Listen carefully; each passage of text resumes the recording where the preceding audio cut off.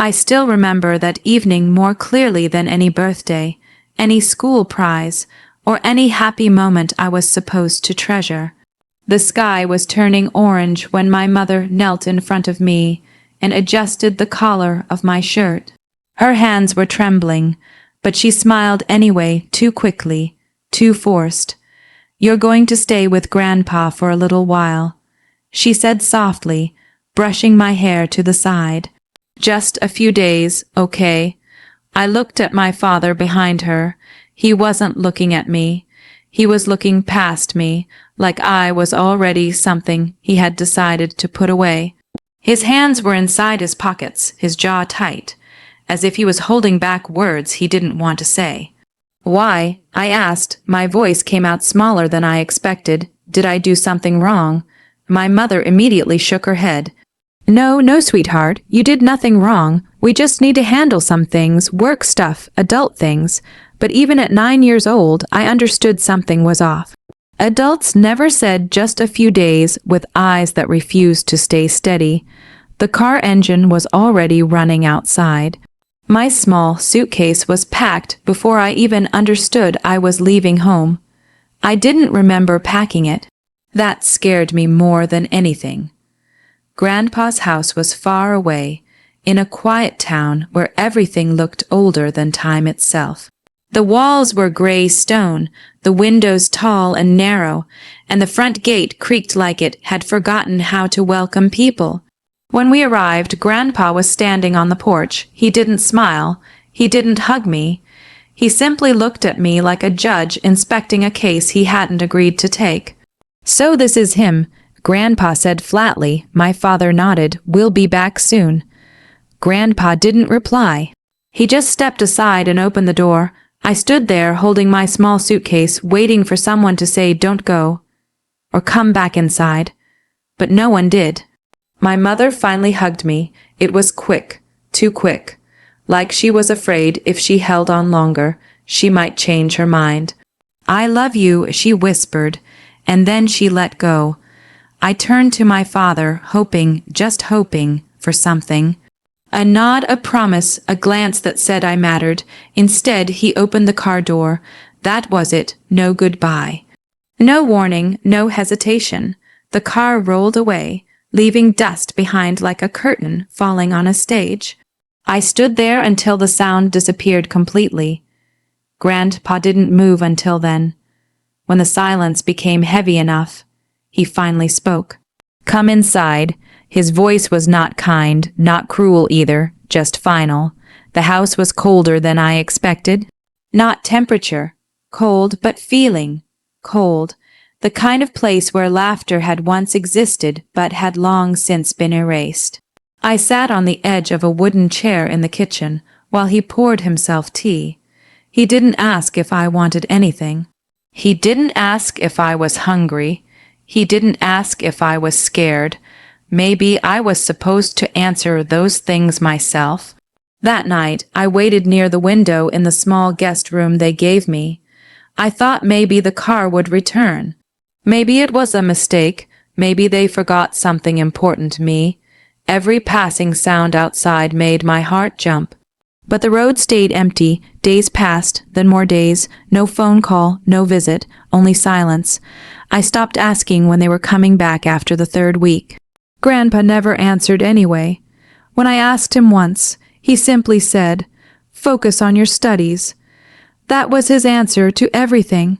Eat, study, sleep, repeat. At school, I tried to act normal.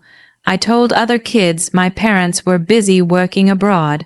It was easier than saying the truth that I didn't know where they were. But children are cruel in ways adults forget. They noticed everything. No mom at pickup again. Where's your dad? Do you even have a real family? Each question was like a small cut that never fully healed. I stopped talking much after a while. At night, I sometimes pressed my face into the pillow so Grandpa wouldn't hear me cry. I didn't know if he cared, but I didn't want to find out. Strangely, he never once told me to stop. He just existed in the next room, reading old legal books. Turning pages slowly like time meant nothing to him anymore. One evening, nearly 2 months after I arrived, I found him sitting outside in the courtyard. The wind was soft, and the sky was turning dark blue. I sat a few steps away, unsure if I was allowed to speak. "Grandpa," I finally said. He didn't look at me. Are they coming back soon?" For a long moment he said nothing. I thought maybe he didn't hear me. Then he spoke, quieter than usual. "People don't always return when they say they will." I didn't fully understand what he meant, but something in his tone made my chest tighten. That night, I stopped waiting by the window, but I never stopped hoping. Not yet. Morning in Grandpa's house didn't begin with warmth or noise. It began with silence so sharp it felt like it had edges. A bell rang at exactly 5:30 a.m. No matter how late I slept, no matter how tired I was from crying the night before, that bell never waited for me. It felt like the house itself demanded discipline. "Wake up." Grandpa's voice came from the hallway, steady and unshakable. I learned quickly that arguing was useless. By the time I stepped into the kitchen, he was already sitting at the table with a cup of black tea and a newspaper spread neatly in front of him. Everything in his life looked controlled, like even his thoughts had been organized into straight lines. "You will attend school at 7:00, he said without looking at me. "Breakfast is at 6:30, be on time." I nodded, even though I wasn't sure he was expecting a response. The first week felt like survival. The second week felt like routine. By the third week, it felt like I had always lived there. But I hadn't stopped missing my parents. I just learned to hide it better. At school, I became the boy from the old house. No one said it kindly. Kids asked questions like they were throwing stones. "Did your parents abandon you? Are you adopted? Why does your grandfather look like a judge?" I never answered. Silence became my shield. If I didn't react, maybe the pain would get bored and leave me alone. But it didn't. One afternoon, 2 older boys blocked my way home. "Say it." One of them smirked. "Say your parents didn't want you." I tried to walk past them. That was my mistake. A push, then laughter. I fell onto the dusty road, my books scattering everywhere. A few kids watched from a distance, pretending not to see. I didn't cry there. I waited until I got home. That night, I sat on the edge of my small bed, staring at my hands. They felt too small for a world this heavy. Grandpa noticed. He always noticed everything, even when he pretended not to. He entered the room without knocking. "Stand up," he said. I wiped my face quickly. "I'm fine." He didn't believe me. He never believed words, only actions. "Show me your hands," he said. I hesitated, then held them out, scraped palms. Dust still stuck to my skin. He looked at them for a long time. Then he said something I didn't expect. "Tomorrow, you will learn how to defend yourself." I blinked. "Defend myself?" He nodded once. "Not with fists, with mind. That is stronger." That was the closest thing to comfort he had ever given me. Days slowly changed after that. Not emotionally, but structurally. My life became even more disciplined. School, study, training. Grandpa started giving me extra books. Not children's books, law books, logic books. Books filled with words I barely understood. "You are not weak," he said one evening while correcting my handwriting. "You are untrained." I didn't know the difference at the time, but I wanted to believe him. Still, the nights were the hardest. There were moments when I would sit near the window again, not because I expected anything, but because my body remembered hope, even when my mind didn't. Sometimes I imagined the sound of my mother calling my name. Sometimes I imagined my father opening the gate. But imagination always ended the same way: silence. One rainy evening I broke. It wasn't dramatic. It wasn't loud. It was just quiet collapse. I came back from school soaked, my uniform dirty, another insult still echoing in my head. I dropped my bag and stood in the hallway, suddenly unable to breathe properly. Grandpa was in his study. I don't even know why I went in. I don't understand. I shouted, my voice cracking halfway. Why did they leave me? What did I do wrong? The room froze. Grandpa slowly closed the book he was reading. He looked at me for a long time, not angry, not surprised. Just tired. You did nothing wrong, he said. That sentence hurt more than anything else, because it meant the truth had nothing to do with me. I sank to the floor. For the first time since arriving, Grandpa didn't tell me to stand up immediately. Instead, he walked over and placed something on the table beside me. A glass of water. Simple, quiet. Then he said almost reluctantly, "People leave for reasons that have nothing to do with the child." I looked up at him through blurred vision. "Do you know why?" He paused, a very long pause. Then he answered carefully, "I know enough." That was all he said. But something in his tone made me realize this wasn't just sadness. It was knowledge, heavy knowledge, dangerous knowledge. That night, I stopped asking when my parents would return, not because I stopped caring, but because I started fearing the answer. I didn't find the truth on purpose.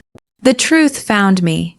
It started on a winter afternoon when Grandpa was out for one of his rare meetings. The house felt unusually alive in his absence, less strict, less watched, like even the walls exhaled. I was supposed to study. Instead, I wandered. Grandpa's study had always been forbidden, not because he said it out loud, but because everything about it told me not to enter.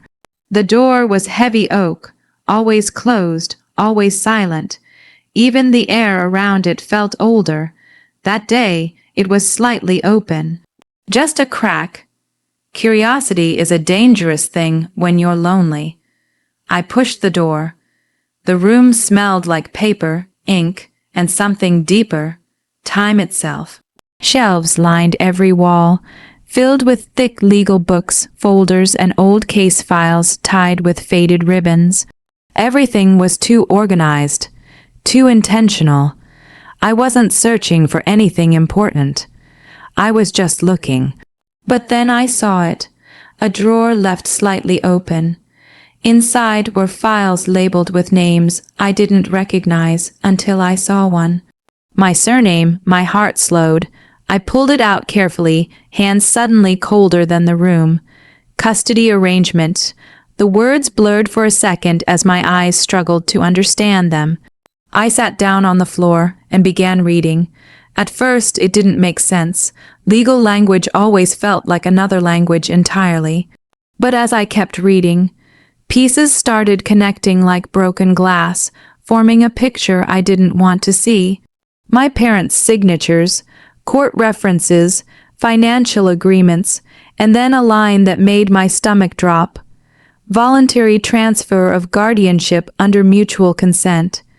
Mutual consent. My hands started shaking. "No," I whispered. "No, this isn't right." I flipped pages faster, heart pounding louder than my thoughts.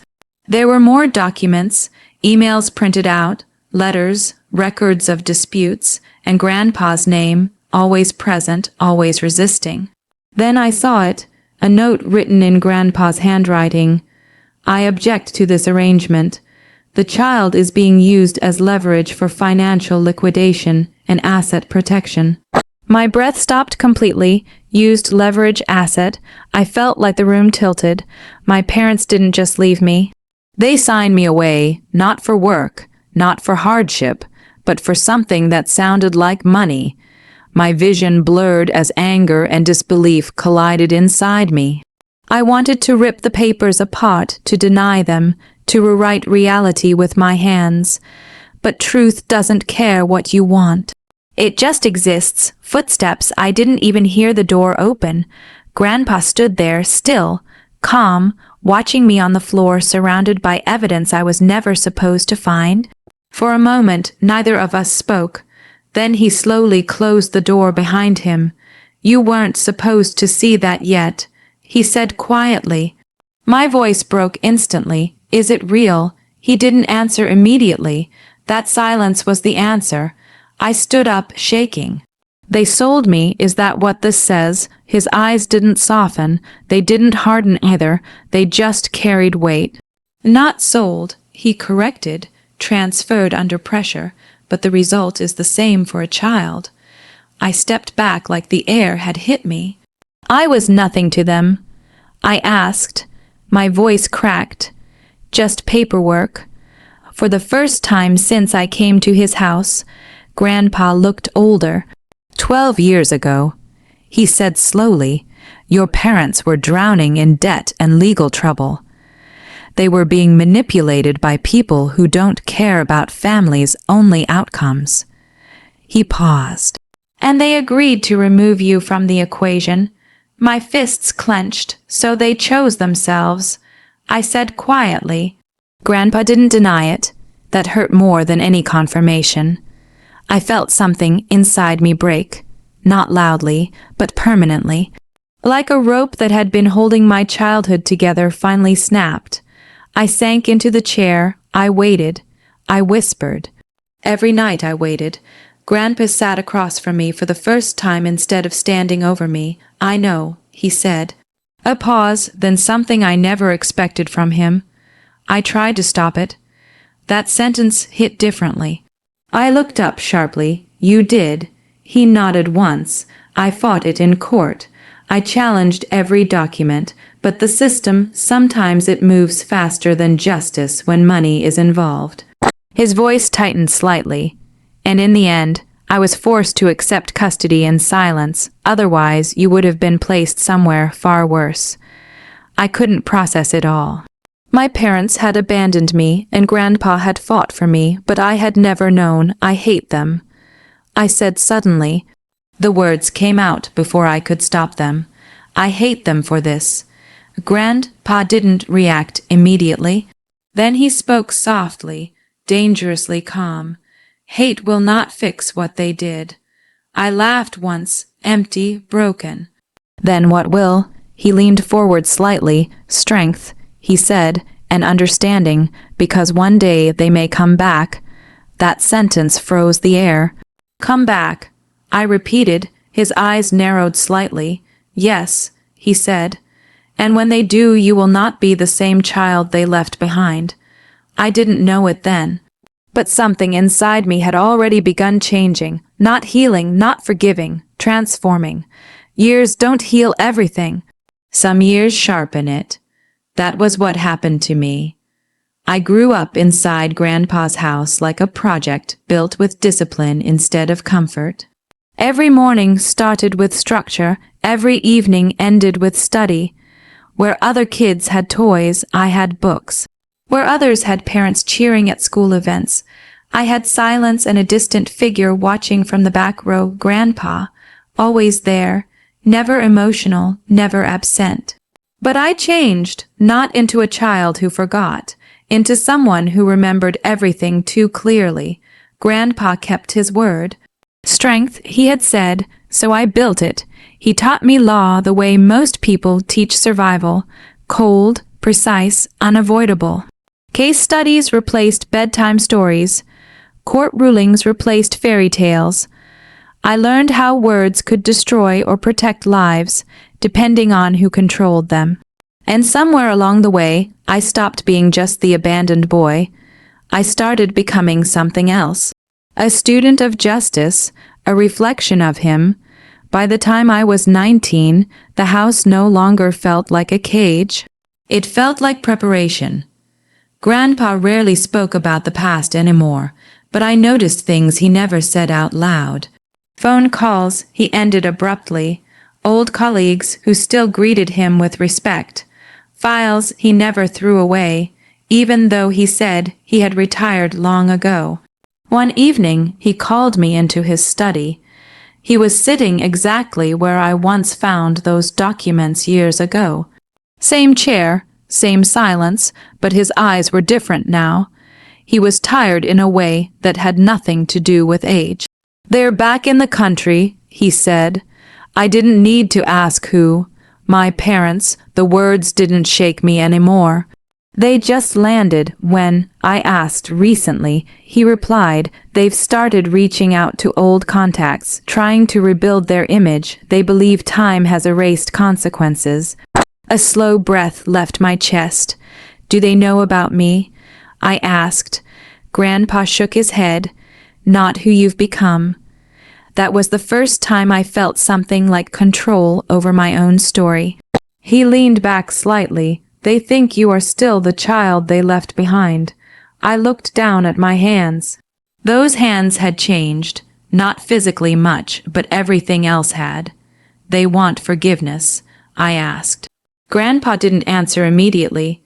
Then he said something I'll never forget. "No," he said, "they want access." Silence filled the room. Access, not love, not apology. Access to what they had once discarded and now regretted losing. Grandpa stood slowly and opened a drawer. Inside was a thick file, newer than the ones I had found as a child. "This is the final case," he said. I frowned. "Case?" He slid it toward me. Everything they did, every financial movement, every fraudulent signature tied to the custody arrangement, everything I could not use back then without destroying you in the process. My breath slowed. "You kept all of this?"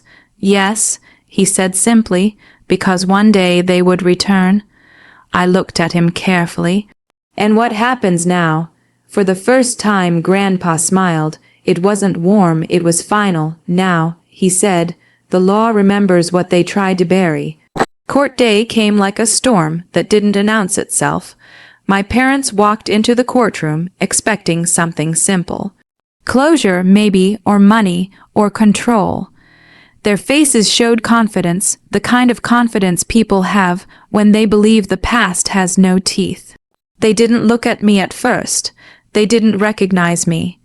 I stood behind Grandpa as his legal successor, wearing a suit that felt heavier than anything I had ever worn in my life. When my mother finally saw me, her expression changed. Confusion first, then recognition, then fear. "No," she whispered under her breath. My father narrowed his eyes. "Who is that?" Grandpa stood slowly. And for the first time in years, his voice filled a courtroom instead of a quiet house. "That," he said, "is the child you abandoned." The silence that followed was absolute. Documents were presented. Evidence unfolded like a truth that had been waiting years to breathe. Signatures. Transactions, legal transfers, manipulations hidden under polite language. Every attempt they made to speak was met with law, not emotion. And the law did not listen to excuses, it only listened to facts. By the end, they were no longer standing as powerful people trying to reclaim control. They were standing as defendants facing everything they had buried. When the judge's final decision came, it didn't feel loud. It felt irreversible. Financial collapse, legal restrictions, permanent record, and a silence placed over their claims that no future argument could undo. When it was over, my mother looked at me one last time, not with anger, not with pride, with something far weaker. Regret, but regret is not the same as redemption. As they were escorted out, Grandpa placed a hand on my shoulder. "Do you feel better?" he asked quietly. I watched them disappear through the courtroom doors. "I don't feel happy," I said. A pause. "Good," he replied. "That means you understand." We walked out together. Outside, the air felt different. Not lighter, not heavier. Just finished. And for the first time since I was 9 years old, I didn't look back to see if anyone was coming for me. Because this time, I wasn't waiting anymore.